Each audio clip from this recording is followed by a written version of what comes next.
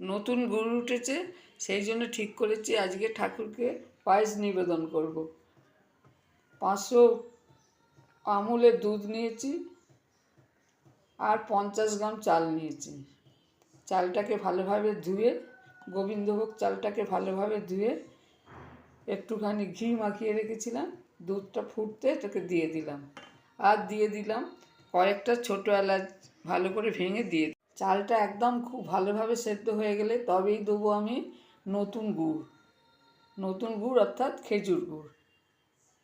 চালটা সেদ্ধ হচ্ছে, খুব অল্প আঁচ দিয়ে চালটাকে আমি সেদ্ধ করছি দুধে। এখানে নিয়েছি 250 গ্রাম খেজুর গুড়, 250 গ্রাম পাটালি, আর নিয়েছি কাজু কিশমিশ। এবার এতে আমি দিয়ে দেবো কাজু কিশমিশগুলো।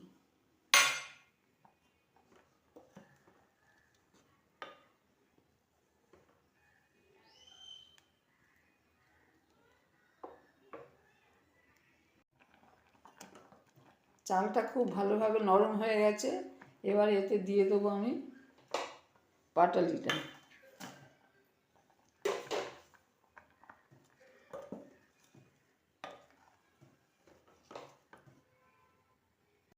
আর দিয়ে দিলাম গুড়।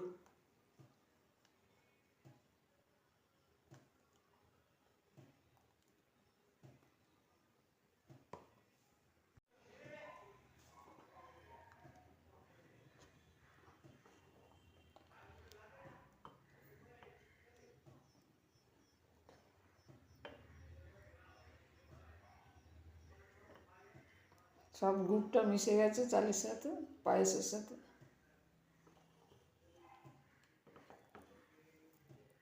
এবার ফুটলে নামিয়ে নেব।